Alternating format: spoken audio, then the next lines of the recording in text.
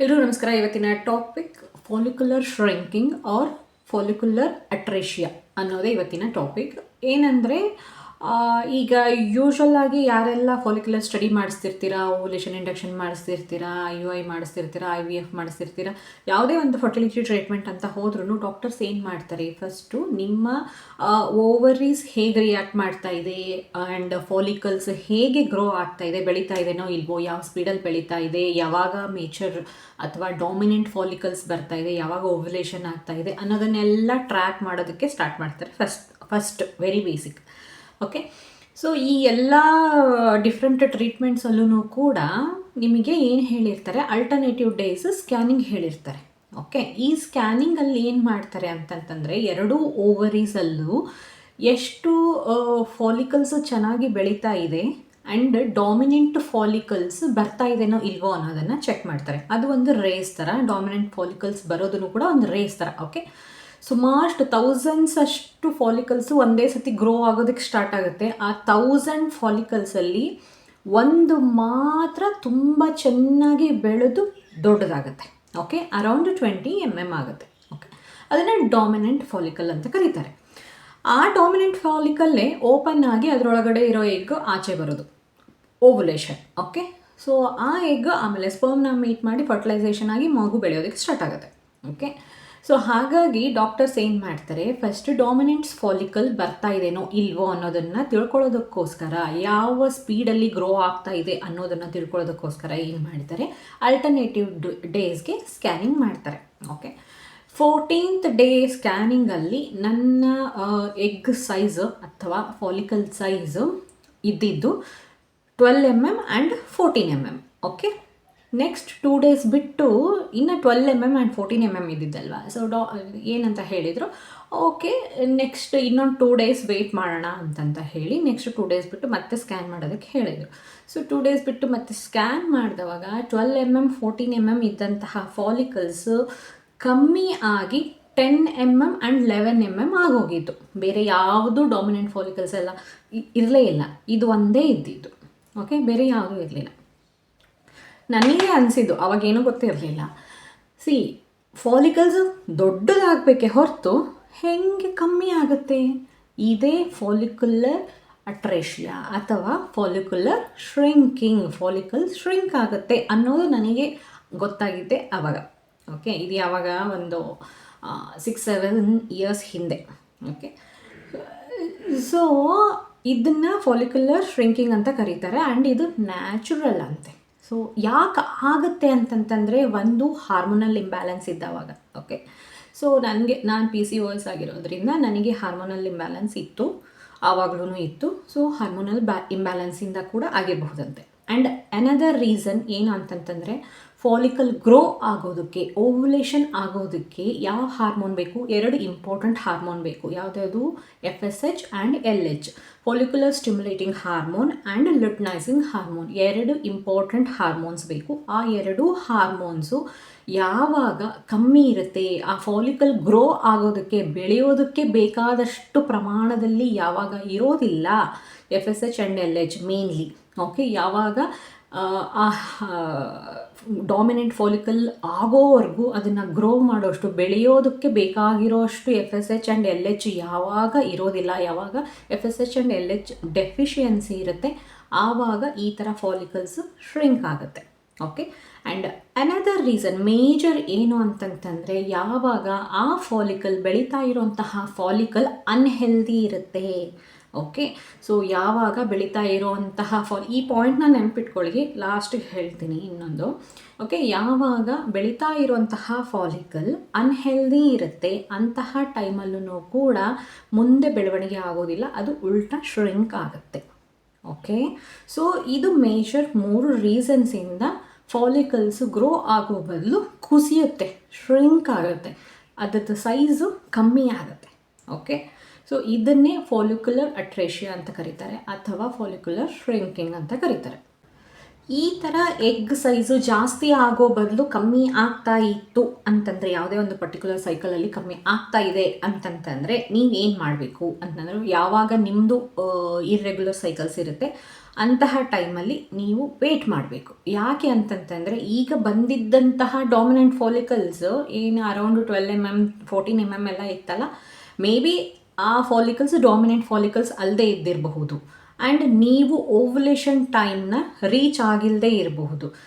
ಎಲ್ಲರಿಗೂ same ovulation time ಇರಲ್ಲ, ಎಲ್ಲರಿಗೂ 30 days ಸೈಕಲ್ ಇರಲ್ಲ. 30 days ಸೈಕಲ್ ಇದ್ದವಾಗ it is sensible that 14 or 15th ಡೇನೇ ಓವ್ಯುಲೇಷನ್ ಆಗೋದು. ಆದರೆ ಯಾವಾಗ ನಿಮಗೆ PCOS ಇರುತ್ತೆ, ಯಾವಾಗ ನಿಮಗೆ ಇರ್ರೆಗ್ಯುಲರ್ ಪೀರಿಯಡ್ಸ್ ಇರುತ್ತೆ, ಆವಾಗ ಆಬ್ವಿಯಸ್ಲಿ ನಿಮಗೆ ಯಾವಾಗ ಓವ್ಯುಲೇಷನ್ ಆಗುತ್ತೆ ಅನ್ನೋದನ್ನು ಹೇಳೋದಕ್ಕಾಗೋದಿಲ್ಲ ಅಲ್ವಾ. ಸೊ ನೀವು 14th 15th ಡೇ ನಿಮಗೆ ಎಗ್ ಶ್ರಿಂಕ್ ಆಗ್ತಾ ಇದೆ ಅಂತಂತಂದರೆ ಪ್ರಾಬಬ್ಲಿ ಅವು ಡಾಮಿನೆಂಟ್ ಫಾಲಿಕಲ್ಸ್ ಅಲ್ಲ. ನೀವು ಸ್ವಲ್ಪ ಟೈಮ್ವರೆಗೂ ವೇಟ್ ಮಾಡಿ ಮತ್ತೆ ಸ್ಕ್ಯಾನ್ ಮಾಡಿಸ್ಬೇಕು. ಸೊ ಅಷ್ಟೊತ್ತಿಗೆ ಲೈಕ್ ನಿಮ್ಮ ಸೈಕಲ್ 15th ಡೇ ಓವ್ಯುಲೇಷನ್ ಆಗೋ ಬದಲು ನಿಮ್ದು ಇರ್ರೆಗ್ಯುಲರ್ ಇರೋದಕ್ಕೆ 20th ಡೇ ಬರಬಹುದು ಅಥವಾ 25th ಡೇ ಕೂಡ ಬರಬಹುದು ನಿಮ್ಮ ಓವ್ಯುಲೇಷನ್ ಟೈಮ್. ಓಕೆ, ಆವಾಗ ಡಾಮಿನೆಂಟ್ ಫಾಲಿಕಲ್ಸ್ ಬರ್ತಾ ಇರಬಹುದು. ಓಕೆ, ಸೊ ಹಾಗಾಗಿ ಯಾರಿಗೆಲ್ಲ ಇರ್ರೆಗ್ಯುಲರ್ ಪೀರಿಯಡ್ಸ್ ಇರುತ್ತೆ ಆವಾಗ ಯಾರ ಸ್ಕ್ಯಾನ್ ರಿಪೋರ್ಟ್ಸಲ್ಲಿ ಈ ಥರ ಶ್ರಿಂಕಿಂಗ್ ಫಾಲಿಕಲ್ಸ್ ಕಂಡು ಬರುತ್ತೆ ಅಂಥವರು ವೇಟ್ ಮಾಡಿ ಆಮೇಲೆ ಮತ್ತೆ ತಿರ್ಗಾ ಸ್ಕ್ಯಾನ್ ಮಾಡಿಸ್ಬೇಕು. ಸೊ ದ್ಯಾಟ್ ನಿಮ್ಮ ಓವ್ಯುಲೇಷನ್ ಡೇಟ್ ಡಿಫ್ರೆಂಟ್ ಆಗಿರಬಹುದು. ಆ ಪರ್ಟಿಕ್ಯುಲರ್ ಟೈಮಲ್ಲಿ ನಿಮಗೆ ಡಾಮಿನೆಂಟ್ ಫಾಲಿಕಲ್ಸ್ ಬರ್ತಾ ಇರಬಹುದು. ಆಲ್ರೆಡಿ ಬಂದು ಶ್ರಿಂಕ್ ಆಗಿರೋ ಫಾಲಿಕಲ್ಸ್ ಡಾಮಿನೆಂಟ್ ಫಾಲಿಕಲ್ಸ್ ಅಲ್ಲದೆ ಇರ್ಬೋದು. Okay, so always you should wait and ಮತ್ತೆ ಸ್ಕ್ಯಾನ್ನ ರಿಪೀಟ್ ಮಾಡಿಸ್ಬೇಕು ಯಾರಿಗೆಲ್ಲ ಇರ್ರೆಗ್ಯುಲರ್ ಪೀರಿಯಡ್ಸ್ ಇರುತ್ತೆ ಅಂಥವ್ರು. ಆ್ಯಂಡ್ ಇನ್ನೊಂದು ಏನು ಮಾಡಿಸ್ಬೇಕು, ಎಲ್ಲ ಹಾರ್ಮೋನ್ ಲೆವೆಲ್ಸ್ನ ಚೆಕ್ ಮಾಡಬೇಕು. ಅಥವಾ ನಿಮ್ಮದು ಇರ್ರೆಗ್ಯುಲರ್ ಪೀರಿಯಡ್ಸ್ ಇಲ್ಲ, ರೆಗ್ಯುಲರ್ ಪೀರಿಯಡ್ಸ್ ಇದೆ ಅಂತಂತ ಅನ್ನೋದಾಗಿದ್ದು ಆ್ಯಂಡ್ ಫಾಲಿಕಲ್ಸ್ ಶ್ರಿಂಕ್ ಆಗ್ತಾ ಇದೆ ಅಂತಂತಂದರೆ ಅಂಥವ್ರಿಗೆ ಅದು ಆ್ಯನ್ ಓವ್ಯುಲೇಟರಿ ಸೈಕಲ್ ಆಗಿರಬಹುದು. ಆ್ಯನ್ ಓವ್ಯುಲೇಟರಿ ಸೈಕಲ್ ಅಂತಂತಂದರೆ ಮೆನ್ಸ್ಟ್ರಲ್ ಪೀರಿಯಡ್ ಬರ್ತಾ ಇರುತ್ತೆ ಆದರೆ ಓವ್ಯುಲೇಷನ್ ಆಗೋದಿಲ್ಲ. ಅದನ್ನು ಆ್ಯನ್ ಓವ್ಯುಲೇಟರಿ ಸೈಕಲ್ ಅಂತ ಕರೀತಾರೆ. ಓಕೆ, ಸೊ ರೆಗ್ಯುಲರ್ ಪೀರಿಯಡ್ಸ್ ಇದ್ದವರಲ್ಲಿ ಏನಾದರೂ ಈ ಥರ ಶ್ರಿಂಕ್ ಆಗ್ತಾ ಇರೋ ಫಾಲಿಕಲ್ಸ್ ಕಂಡು ಬಂತು ಅಂತಂತಂದರೆ ಆ್ಯನ್ ಓವ್ಯುಲೇಟರಿ ಸೈಕಲ್ ಆಗಿರುವಂತಹ ಸಾಧ್ಯತೆ ಇರುತ್ತೆ. ಹೆದರ್ಕೊಳ್ಳೋ ಅವಶ್ಯಕತೆ ಇರೋಲ್ಲ. ಯಾರಿಗೆಲ್ಲ ಇರ್ರೆಗ್ಯುಲರ್ ಪೀರಿಯಡ್ಸ್ ಇರುತ್ತೆ ನೀವು ಓವ್ಯುಲೇಷನ್ನ ರೀಚ್ ಆಗಿಲ್ಲದೆ ಇದ್ದಿರಬಹುದು. ಸೊ ಹಾಗಾಗಿ ನಿಮ್ಮ ಫಾಲಿಕಲ್ಸು ಶ್ರಿಂಕ್ ಆಗ್ತಾ ಇರ್ಬೋದು. ಸೊ ವೇಟ್ ಮಾಡಿ ಮತ್ತೆ ಸ್ಕ್ಯಾನ್ ರಿಪೀಟ್ ಮಾಡಿಸ್ಬೇಕಾಗತ್ತೆ ಆ್ಯಂಡ್ ಎಲ್ಲ ಹಾರ್ಮೋನ್ಸನ್ನು ಚೆಕ್ ಮಾಡಬೇಕು. ಇಷ್ಟೊತ್ತವರೆಗೂ ನಾನು ಹೇಳಿದ್ದು ಯಾವಾಗ ನ್ಯಾಚುರಲ್ ಸೈಕಲ್ ಇರುತ್ತೆ, ನೀವು ಡಾಕ್ಟರ್ ಹತ್ರ ಹೋದವಾಗ ಜಸ್ಟ್ ಟು ನೋ ಏನಾಗ್ತಿದೆ ಅಂತ ತಿಳ್ಕೊಳ್ಳೋದಕ್ಕೋಸ್ಕರ ಈ ಫಸ್ಟ್ ನ್ಯಾಚುರಲ್ ಸೈಕಲ್ ಮಾಡ್ತಾ ಇರ್ತಾರಲ್ಲ, ಸೊ ಅಂತಹ ಟೈಮಲ್ಲಿ ಇದಿಷ್ಟು. ಓಕೆ, ಆದರೆ ಯಾವಾಗ IUIನೋ IVFನೋ ಈ ಥರ ಯಾವುದಾದ್ರೂ ಅಸಿಸ್ಟೆಡ್ ಟ್ರೀಟ್ಮೆಂಟ್ ಏನಾದರೂ ತೊಗೋತಾ ಇದ್ರಿ ಅಂತಹ ಟೈಮಲ್ಲಿ ಏನಾದರೂ ಶ್ರಿಂಕಿಂಗ್ ಫಾಲಿಕಲ್ಸ್ ಕಂಡು ಬಂದರೆ ಡಾಕ್ಟರ್ಸ್ ಏನು ಮಾಡ್ತಾರೆ, ಯೂಶುವಲ್ ಆಗಿ ಸಪ್ಲಿಮೆಂಟ್ಸ್ ಕೊಡ್ತಾರೆ. ಯಾವ ಹಾರ್ಮೋನ್ಸ್ ಬೇಕು ಫಾಲಿಕಲ್ಸ್ ಗ್ರೋ ಆಗೋದಕ್ಕೆ ಆ ಸಪ್ಲಿಮೆಂಟ್ಸ್ನ ಕೊಡ್ತಾರೆ. ಸೊ ದ್ಯಾಟ್ ಫಾಲಿಕಲ್ಸ್ ಚೆನ್ನಾಗಿ ಗ್ರೋ ಆಗುತ್ತೆ. ವಾಟ್ ಅಬೌಟ್ ದ್ಯಾಟ್ ಸೈಕಲ್ ಅಂತಂದರೆ ಆ ಸೈಕಲ್ ಆ್ಯನ್ ಓವ್ಯುಲೇಟರಿ ಸೈಕಲ್ ಅಂತ ಕನ್ಸಿಡರ್ ಮಾಡ್ತಾರೆ. ಆ್ಯಂಡ್ ನೆಕ್ಸ್ಟ್ ಸೈಕಲಲ್ಲಿ ನಿಮಗೆ ಸಪ್ಲಿಮೆಂಟ್ಸ್ ಕೊಟ್ಟು ಆ ಸೈಕಲಲ್ಲಿ ನೆಕ್ಸ್ಟ್ ಸೈಕಲಲ್ಲಿ IUI ಆರ್ IVF ನೀವೇನು ಪ್ರೊಸೀಜರ್ ಮಾಡಿಸ್ಕೊತಾ ಇರ್ತೀರ ಆ ಪ್ರೊಸೀಜರ್ನ ಮಾಡ್ತಾರೆ. ಫಸ್ಟಿಗೆ ವಿಡಿಯೋ ಸ್ಟಾರ್ಟ್ ಆದವಾಗ ಒಂದು ಪಾಯಿಂಟ್ ಹೇಳಿದ್ದೆ ಅಲ್ವಾ, ಯಾವಾಗ ಫಾಲಿಕಲ್ ಅನ್ಹೆಲ್ದಿ ಇರುತ್ತೆ ಆವಾಗಲೂ ಕೂಡ ಫಾಲಿಕಲ್ ಗ್ರೋ ಆಗೋದಿಲ್ಲ, ಶ್ರಿಂಕ್ ಆಗುತ್ತೆ ಅಂತ. Okay, so this is what happen in my case. ನನಗೆ ಅನಿಸುತ್ತೆ ಆಯಿತಾ, ಇವಾಗ ಅನಿಸುತ್ತೆ, ಆವಾಗ ಗೊತ್ತಾಗ್ತಾ ಇರಲಿಲ್ಲ, ಇವಾಗ ಈಗ ಅನಲೈಸ್ ಮಾಡಿದ್ರೆ ನನಗೆ ಗೊತ್ತಾಗೋದು. ನಾನು ಫಸ್ಟು ಬ್ಯಾಂಗ್ಳೂರಲ್ಲಿ ಯಾವ ಡಾಕ್ಟರ್ನ ಮೀಟ್ ಮಾಡಿದ್ದೆ ಅವರನ್ನು ಗೋಲ್ಡನ್ ಹ್ಯಾಂಡ್ಸ್ ಅಂತ ಕರೆಯುವಂತಹ ಡಾಕ್ಟರ್. ಓಕೆ, ಸುಮಾರಷ್ಟು ಜನ ಅವ್ರ ಹತ್ರ ಹೋಗಿ ನಿಮ್ಗೆ ಹಾಗೆ ಆಗುತ್ತೆ ಅಂತಂತ ಹೇಳಿದ್ರು.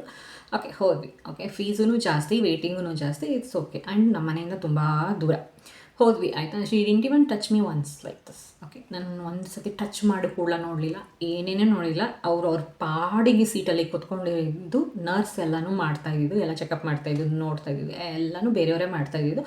ಅವ್ರೇನು ನಾನು ನೋಡಲಿಲ್ಲ, ಏನೂ ಇಲ್ಲ, ಬರೀ ನಾನು ಹೇಳೋದನ್ನು ಮಾತ್ರ ಕೇಳಿಸ್ಕೊತಾ ಇದ್ದಿದ್ದು. ಅವ್ರೇನು ಹೇಳ್ತಾರೆ ನಾನು ಕೇಳಿಸ್ಕೊಡೋದು ಅಷ್ಟೇ. Okay, that's fine.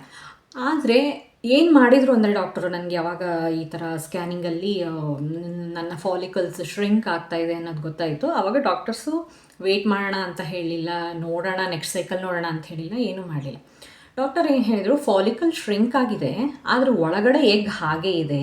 ಸೊ ನಾನೇನು ಮಾಡ್ತೀನಿ, ನಿನಗೆ HCG ಇಂಜೆಕ್ಷನ್ ತಗೋ, ಸೊ ಓವ್ಯುಲೇಷನ್ ಆಗುತ್ತೆ, ಎಗ್ ಆಚೆ ಬರುತ್ತೆ, ಯು ಟ್ರೈ ಇಟ್ ಅಂತಂತ ಹೇಳಿದರು. ನ್ಯಾಚುರಲ್ ಸೈಕಲ್, ಸೊ ಏನು ಬೇರೆ ಏನೂ ಕೇಳಿರಲಿಲ್ಲ. ಅದಕ್ಕಿಂತ ಮುಂಚೆ ಹಾರ್ಮೋನ್ಸ್ ಎಲ್ಲ ಟೆಸ್ಟ್ ಎಲ್ಲ ಮಾಡಿದರು ಆ್ಯಂಡ್ ನನಗೆ PCOS ಎಲ್ಲ ಇದೆ ಅಂತ ನಾನು ಆಲ್ರೆಡಿ ಹೇಳಿದ್ದೆ ಅಲ್ವಾ. ಸೊ ಅದ್ರ ಬಗ್ಗೆ ಏನೂ ಮಾತಾಡಲಿಲ್ಲ. ನಿನ್ನ ಫಾಲಿಕಲ್ ಶ್ರಿಂಕ್ ಆಗ್ತಾ ಇದೆ, ಅದ್ರ ಒಳಗಡೆ ಎಗ್ ಹಾಗೆ ಇದೆ, HCG ತಗೋ ಅಂತ ಹೇಳಿದರು. ಓಕೆ, HCG ತೊಗೊಂಡ್ವಿ ಆ್ಯಂಡ್ ಟ್ರೈ ಮಾಡಿದ್ವಿ. ಗಾಡ್ಸ್ ಗ್ರೇಸ್ ನಾನು ಪ್ರೆಗ್ನೆಂಟ್ ಕೂಡ ಆದೆ.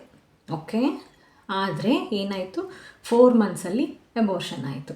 ಓಕೆ, ನನಗೆ ಈಗ ಈ ಕಂಟೆಂಟ್ ರೆಡಿ ಮಾಡಬೇಕಾದ್ರೆ ನನಗೆ ರಿಯಲೈಸೇಷನ್ ಆಗಿದ್ದು. ಓಕೆ, ಯಾವಾಗ ಫಾಲಿಕಲ್ ಶ್ರಿಂಕ್ ಆಗ್ತಾ ಇದೆ ಅಂತಂತಂದರೆ ಒಂದು ಹಾರ್ಮೋನ್ಸ್ ಸಪೋರ್ಟ್ ಇಲ್ಲ ಅನ್ನೋದೊಂದು, ಆ್ಯಂಡ್ ಫಾಲಿಕಲ್ಸ್ ಅನ್ಹೆಲ್ದಿ ಇದ್ರೂ ಕೂಡ ಗ್ರೋ ಆಗಲ್ಲ ಅನ್ನೋದು. ಓಕೆ, ಸೊ ನನ್ನ ಫಾಲಿಕಲ್ಲು ಮೇ ಬಿ ಅನ್ಹೆಲ್ದಿ ಇತ್ತು, ಅದಕ್ಕೋಸ್ಕರನೇ ಅದು ಶ್ರಿಂಕ್ ಆಗಿತ್ತು. ಆ ಅನ್ಹೆಲ್ದಿ ಫಾಲಿಕಲ್ನೇ ಸ್ಪರ್ಮ್ ಜೊತೆ ಮೀಟಾಗಿ ಮಗು ಆಗಿತ್ತು.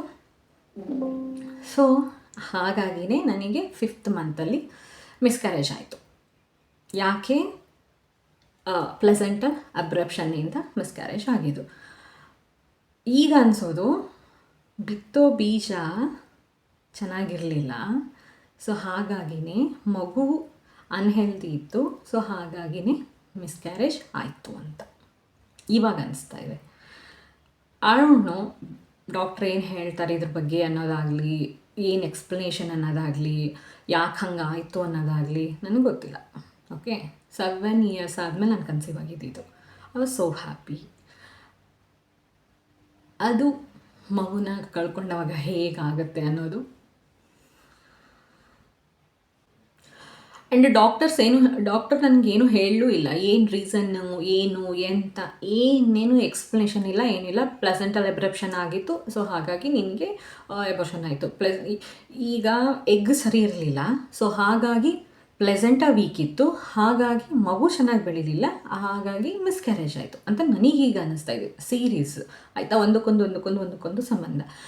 ಆದರೆ ಡಾಕ್ಟರ್ ಅವಾಗ ಈ ಸೈಕಲ್ ಬೇಡಮ್ಮ ಅಂತ ಹೇಳ್ಬೋದಿತ್ತು, ನೆಕ್ಸ್ಟ್ ಸೈಕಲ್ ಟ್ರೈ ಮಾಡೋಣ ಅಂತ ಹೇಳ್ಬೋದಿತ್ತು. ಅಷ್ಟೇ, ಇದು ಆಗಬೇಕಿತ್ತು, ಆಯಿತು. And at the same time ಇನ್ನೊಂದೂ ಅನಿಸುತ್ತೆ, ಬಹುಶಃ ನನಗೆ ಬರೀ ಈಸ್ಟ್ರೋಜನ್ ಡಾಮಿನೆನ್ಸ್ ಇದೆ ನನ್ನ ಬಾಡಿನಲ್ಲಿ. ಯಾಕಂತಂದರೆ ಎಂಡೋಮೆಟ್ರಿಯಮ್ ತುಂಬ ಚೆನ್ನಾಗಿ ಥಿಕ್ಕಾಗಿ ಫಾರ್ಮ್ ಆಗುತ್ತೆ, ಆದರೆ ಫಾಲಿಕಲ್ಸ್ ಗ್ರೋ ಆಗೋದಿಲ್ಲ, ಓವ್ಯುಲೇಷನ್ ಆಗೋದಿಲ್ಲ. ಅಂತಂದರೆ FSH ಆ್ಯಂಡ್ LH ಕಮ್ಮಿ ಇರುತ್ತೆ, ಯಾವಾಗಲೂ ಕಮ್ಮಿ ಇದೆ. ಸೊ ಆ ರೀಸನಿಂದನೂ ನನ್ನ ಫಾಲಿಕಲ್ಸ್ ಶ್ರಿಂಕ್ ಆಗಿರಬಹುದು. ಬಟ್ ಐ ಡೋಂಟ್ ನೋ ಏನು ರೀಸನ್ ಯಾವುದಕ್ಕೆ ಅನ್ನೋದು ಡಾಕ್ಟರ್ ಹೇಳಿಲ್ಲ, ನಾನು ಕೇಳಿಲ್ಲ. ಓಕೆ, ಸೊ ಫಾಲಿಕಲ್ ಶ್ರಿಂಕ್ ಆಗ್ತಾ ಇದೆ ಅಂತಂತಂದರೆ ನನ್ನ ಕೇಳಿದರೆ ಬೆಟರ್ ಆ ಸೈಕಲ್ ಬಿಟ್ಟು ನೆಕ್ಸ್ಟ್ ಸೈಕಲ್ ಟ್ರೈ ಮಾಡೋದು ಅಥವಾ ವೇಟ್ ಮಾಡೋದು. ಓಕೆ, HCG ಇಂಜೆಕ್ಷನ್ ಕೊಟ್ಟು ಚೆನ್ನಾಗಿ ಶ್ರಿಂಕ್ ಆಗ್ತಾ ಇರೋ ಫಾಲಿಕಲ್ಸ್ನೇ ಓವ್ಯುಲೇಷನ್ ಮಾಡಿಸಿ. ಆ್ಯಂಡ್ ಇದೆಲ್ಲ ಒಳಗಡೆ ಆಗೋದು ತುಂಬ ಸ್ಪೆಸಿಫಿಕ್ಕಾಗಿ ಆ ಶ್ರಿಂಕ್ ಆಗಿರೋ ಫಾಲಿಕಲ್ಲೇ ಓಪನ್ ಆಗಿದೆನೋ ಇಲ್ವೋ ಅನ್ನೋದನ್ನು ನಾನು ಹೇಳೋದಕ್ಕಾಗೋದಿಲ್ಲ, ಡಾಕ್ಟರ್ಸ್ ಕೂಡ ಹೇಳೋದಕ್ಕಾಗೋದಿಲ್ಲ. ಆದರೆ ಆ ಪರ್ಟಿಕ್ಯುಲರ್ ಆಫ್ ಟೈಮಲ್ಲಿ ನನಗೆ ಇದ್ದಿದ್ದೇ 2 ಫಾಲಿಕಲ್ಸ್, 14 ಆ್ಯಂಡ್ 12 ಇದ್ದಿದ್ದು 10 ಆ್ಯಂಡ್ 11 mm ಆಗಿತ್ತು.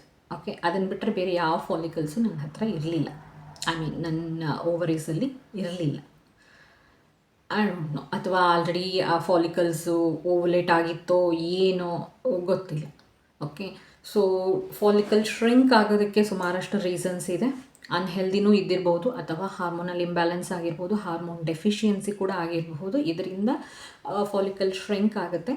ಆ್ಯಂಡ್ ಹೆದರ್ಕೊಳ್ಳೋಷ್ಟು ಅವಶ್ಯಕತೆ ಇಲ್ಲ, ಲೈಫ್ ಥ್ರೆಟನಿಂಗ್ ಏನು ಅಲ್ಲ. ಸೊ ಆ ಸೈಕಲ್ ಇಲ್ಲ ಅಂದರೆ ನೆಕ್ಸ್ಟ್ ಸೈಕಲ್ ಟ್ರೈ ಮಾಡಿ. ಓಕೆ, ಇದ್ರ ಬಗ್ಗೆ ಮತ್ತೇನಾದರೂ ಡೌಟ್ಸ್ ಇತ್ತು ಅಂತಂದರೆ ಕಮೆಂಟ್ ಬಾಕ್ಸಲ್ಲಿ ತಿಳಿಸಿ, ಖಂಡಿತವಾಗ್ಲೂ ಉತ್ತರ ಕೊಡೋದಕ್ಕೆ ಟ್ರೈ ಮಾಡ್ತೀನಿ. ಆ್ಯಂಡ್ ಈ ವಿಡಿಯೋ ನಿಮಗೆ ಇನ್ಫಾರ್ಮೇಟಿವ್ ಅನ್ನಿಸ್ತು ಅಂದರೆ ಲೈಕ್ ಮಾಡಿ, ಕಮೆಂಟ್ ಮಾಡಿ ಆ್ಯಂಡ್ ಶೇರ್ ಮಾಡಿ. ಆ್ಯಂಡ್ ನನ್ನ ಚಾನಲ್ನ ಸಬ್ಸ್ಕ್ರೈಬ್ ಕೂಡ ಮಾಡಿ. ಧನ್ಯವಾದ.